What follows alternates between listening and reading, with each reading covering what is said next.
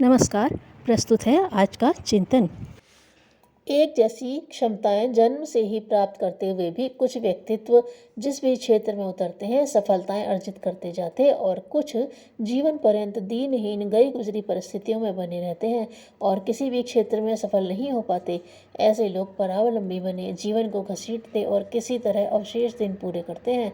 एक की सफलता और दूसरे की असफलता को देखकर मन में यह प्रश्न सहज ही उठता है कि सफल और असफल होने के मूलभूत कारण कौन कौन से हैं। किन विशेषताओं के रहने से कुछ व्यक्ति जिस भी क्षेत्र में उतरते हैं अपने लक्ष्य में सफल हो जाते हैं, जबकि दूसरों के द्वारा उनकी उपेक्षा कर देने से असफलता ही हाथ लगती है। किसी भी क्षेत्र में सफल होने के लिए प्रायः 3 सूत्रों का अवलंबन लेना होता है। 1 लक्ष्य का निर्धारण, 2 अभिरुचि का होना, 3 क्षमताओं का सदुपयोग। ये 3 सिद्धांत ऐसे हैं जिन्हें अपनाकर किसी भी क्षेत्र में सफल होना संभव है। समाज के अधिकांश व्यक्तियों का जीवन क्रम लक्ष्य विहीन होता है। सफल व्यक्तियों को देखकर उनका मन भी वह सौभाग्य प्राप्त करने के लिए ललचाता रहता है। कभी एक दिशा में बढ़ने की सोचते हैं और कभी दूसरी। विद्वान को देखकर विद्वान, कलाकार को देखकर कलाकार बनने की ललक उठती है। कभी धनवान होने और कभी बलवान बनने की बात सोचते हैं। अपना कोई एक सुनिश्चित लक्ष्य नहीं निर्धारित कर पाते। बंदर की भांति उनका मन भटकता रहता है। फलतः एक दिशा में क्षमताओं का नियोजन नहीं हो पाता। बिखराव के कारण कोई प्रयोजन पूरा नहीं हो पाता। असफलता ही हाथ लगती है। जिस तरह देशाटन के लिए जहाज चालक को नक्शा और दिशा सूचक की आवश्यकता पड़ती है, उसी प्रकार मनुष्य जीवन में लक्ष्य का निर्धारण अति आवश्यक है। क्या बनना है और क्या करना है, यह बोध निरंतर बने रहने से उसी दिशा में प्रयास चलते हैं। एक कहावत है कि जो नाविक अपनी यात्रा के अंतिम बंदरगाह को नहीं जानता, उसके अनुकूल हवा कभी नहीं बहती। अर्थात समुद्री थपेड़ों के साथ वह निरुद्देश्य भटकता रहता है। लक्ष्य विहीन व्यक्ति की भी यही दुर्दशा होती है। अस्तु सर्वप्रथम आवश्यकता इस बात की है कि अपना एक लक्ष्य निर्धारित किया जाए। सफलता का दूसरा सूत्र है अभिरुचि का होना। जो लक्ष्य चुना गया है उसके प्रति उत्साह और उमंग का जगाना। मनोयोग लगाना। लक्ष्य के प्रति उत्साह उमंग न हो, मनोयोग न जुट सके तो सफलता सदा संदिग्ध बनी रहेगी। आधे अधूरे मन से बेगार टालने जैसे काम करने पर किसी भी महत्वपूर्ण उपलब्धि की आशा नहीं की जा सकती। मनोविज्ञान का एक सिद्धांत है कि उत्साह और उमंग शक्तियों का स्रोत है। इसके अभाव में मानसिक शक्तियाँ परिपूर्ण होते हुए भी किसी भी काम में प्रयुक्त नहीं हो पाती। उत्साह किसी भी कार्य का प्राण है। शरीर में वायु प्राण की भांति वह लक्ष्य की ओर गतिशील करने में महत्वपूर्ण भूमिका निभाता है। उत्साह रूपी अग्नि ही कार्य संचालन के लिए भाप तैयार करती है।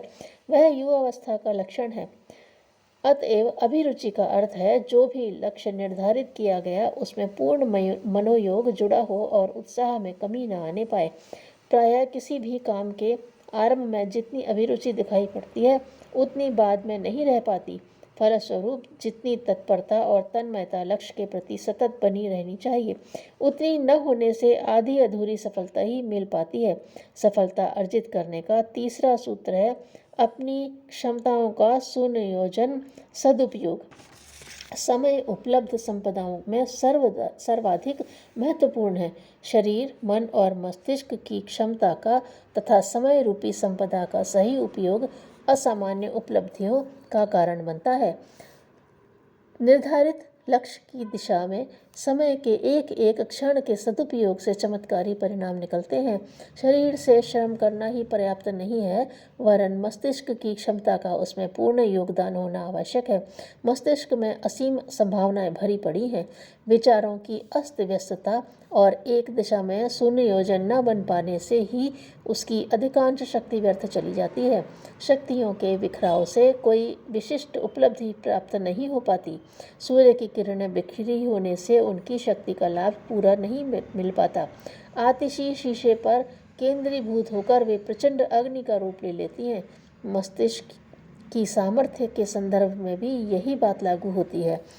सफल और असफल व्यक्तियों की प्रारंभिक क्षमता, योग्यता और अन्य बाह्य परिस्थितियों की तुलना करने पर कोई विशेष अंतर नहीं दिखता। फिर भी दोनों की स्थिति में आसमान और धरती का अंतर आ जाता है। इसका एकमात्र कारण है, एक ने अपनी क्षमताओं को एक सुनियोजित लक्ष्य की ओर सुनियोजित किया, जबकि दूसरे के जीवन में लक्ष्य विहीनता और अस्त व्यस्तता बनी रही।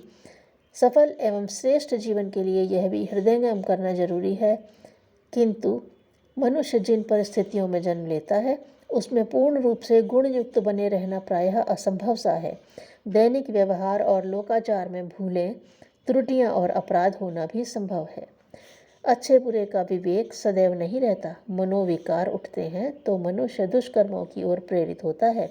कुछ न कुछ दोष तो सभी में होते हैं। पूर्ण रूप से सद्गुणी और सदाचारी व्यक्ति बहुत थोड़े ही मिलेंगे। अधिकांश व्यक्तियों के स्वभाव में कुछ न कुछ बुराइयां जरूर रहती हैं। यह संसार गुण दोषमय है। एक सी स्थिति यहाँ कहीं नहीं है। दोष मनुष्य जीवन की स्वाभाविक प्रक्रिया है, किंतु 99% अवस्थाओं में कोई भी मनुष्य अपने को दोषी नहीं ठहराता, चाहे उससे कितनी भी भारी भूल क्यों न हुई हो। भूल को स्वीकार कर लेने में हानि कुछ भी नहीं। अपना मन निर्मल हो जाता है और आगे जीवन के लिए चित्त स्वस्थ एवं जागरूक हो जाता है। किंतु दोष को जब दोष मानकर स्वीकार नहीं किया जाता तो मनुष्य का दुस्साहस उद्दीप्त होता है और उसे अपराध करने में आनंद आने लगता है। छिपाई हुई भूलें भी अनेक प्रकार के अनर्थों को जन्म देती हैं। इस तरह पाप और दोष दुष्कर्म से प्रत्यक्ष में उतना विषैला वातावरण नहीं बनता जितना उसे छिपाने से बनता है। छिपाए हुए अस्वीकृत दोषों की जड़ें मनुष्य के मस्तिष्क में गहराई तक प्रवेश करके मजबूत स्थिति बना लेती हैं, जो एक बार क्या बार बार दंड देने से भी दूर नहीं होती। बांध लगाकर रोके गए पानी की तरह उसे जिधर भी असावधानी और कमजोरी दिखाई पड़ती है उधर ही बार बार फूट पड़ता है। इससे मनुष्य की अशांति बढ़ती है। सारी शक्ति इस अपव्यय की चौकसी में ही खर्च होती रहती है और रचनात्मक या गुणात्मक जीवन के सारे सुख और आनंद तिरोहित हो जाते हैं। आत्मकल्याण के इच्छुक को मनोगत दोषों को सुधारने में बहुत परेशान होना पड़ता है, किंतु यदि इन दोषों को प्रकट कर दिया जाए तो मस्तिष्क का बहुत सा बोझ हल्का हो जाता है और आत्मविकास का नैतिक पथ प्रशस्त होने लगता है। धन्यवाद।